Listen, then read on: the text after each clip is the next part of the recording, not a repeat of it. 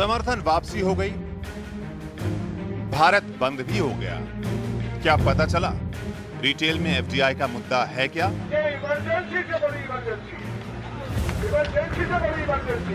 और सबसे ज्यादा गरीब और किसान पूरी तरह से बर्बाद हो गया है। ये सरकार अपने भ्रष्टाचार से बचने के लिए कोल गेट से एफडीआई का गेट खोली है और जनता परेशान है। प्रधानमंत्री और कांग्रेस पार्टी वॉशिंगटन के इशारे पर काम करती है। 25 करोड़ लोगों के पेट में ताला लगा दिया। तीसरा मोर्चा नहीं बनेगा, दूसरा मोर्चा ही रहेगा। लेकिन क्या पता चला कि ये सब हो क्यों रहा है? कैसे विदेशी निवेश हमें गुलाम बना देगा? इस वॉलमार्ट की 80,000 चीजें चाइना की 6,000 कंपनियां बनाती हैं। वॉलमार्ट को लाने का मतलब है पीछे के दरवाजे से चीन को लाना। कैसे विदेशी निवेश हमें मालामाल कर देगा?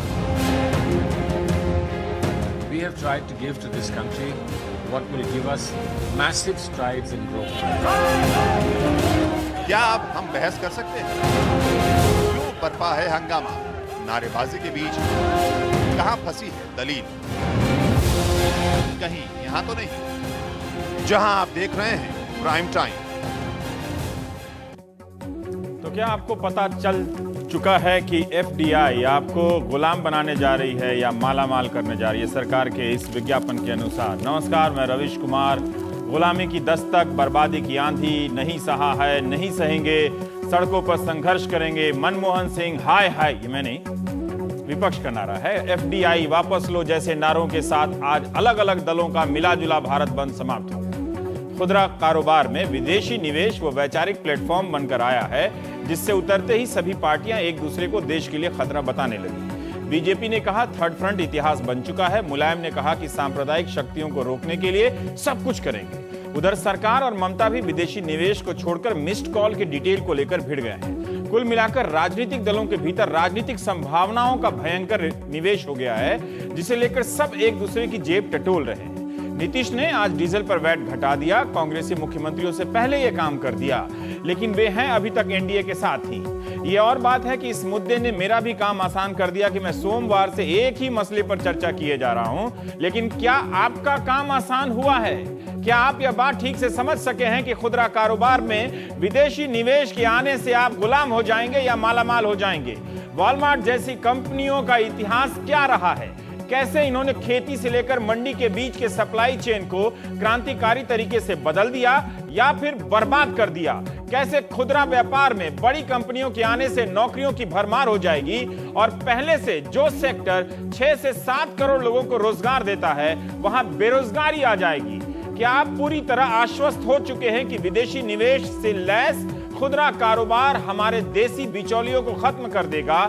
बिचौलियों को लेकर हम इतने इमोशनल क्यों हो रहे हैं? सरकार कहती है कि उपभोक्ताओं और किसानों के फायदे की बात क्यों नहीं हो रही है?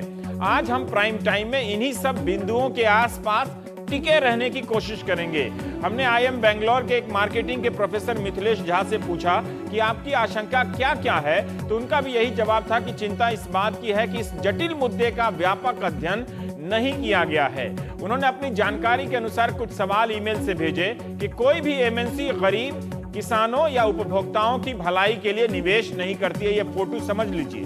बिचौलिए हटेंगे और किसानों का लाभ होगा, इसका हकीकत से कोई संबंध नहीं दिखता है। खेती के बाद ये कारोबार, ट्रेड दूसरा बड़ा क्षेत्र है जिसमें बड़ी मात्रा में रोजगार मिलता है, वो भी बिना किसी डिग्री के। बड़ी संख्या में लोग विस्थापित हो जाएंगे। इनके आने से रियल एस्टेट की कीमतें बढ़ेंगी और छोटे दुकानदार विस्थापित होने लगेंगे। अनुभवों के आधार पर उन्होंने कहना चाहा है कि छोटी कंपनियों से पर कार्रवाई करने का हमारा रिकॉर्ड बाकी देशों से काफी खराब है। वॉलमार्ट, कारफोर, टेस्को के खुलने से पड़ोस की छोटी मोटी किराना दुकानें समाप्त हो जाएंगी। मुंबई में हुए एक अध्ययन का हवाला दिया जाता है कि मॉल खुलने से आसपास की दुकानों की आमदनी कम हो गई है। इसी के साथ ध्यान रखिएगा कि पूरी दुनिया में यह मॉडल विवादास्पद है। विरोध सिर्फ भारत में नहीं, उनके अमेरिका में भी होता है। सप्लाई चेन यानी कोल्ड स्टोरेज आदि की लागत महंगी होगी तो छोटे दुकानदार उस स्केल में माल अपना नहीं खरीद पाएगा या खरीद लेगा। क्या भीमकाय कंपनियों, जायंट कंपनियों, क्या भीमकाय कंपनियों के सामने हमारे 80% छोटे किसान टिक पाए? कई जगहों के अनुभव बताते हैं कि वहां फल और सब्जियों के कारोबार में 60 से 70% हिस्सेदारी बड़े स्टोर वालों की हो जाती है और छोटे दुकानदार छूमंतर हो जाते हैं। तो किसान, किराना, आड़ती, इन सब का सवाल है। इस कारोबार में 6 से 7 करोड़ लगे हुए हैं। वोट के हिसाब से आवाज लगाकर हाँकना आसान है, मगर इनके भविष्य का फैसला क्या तार्किक तरीके से यानी परखकर हो रहा है? क्या आज ये प्राइम टाइम में उसका दशांश भी संभव हो सकेगा? हम कोशिश करेंगे। शकील अहमद साहब हैं प्रवक्ता कांग्रेस पार्टी, विजय गोयल साहब हैं महासचिव हैं भारतीय जनता पार्टी के, कोलकाता में आप आज प्रदर्शन करने गए थे।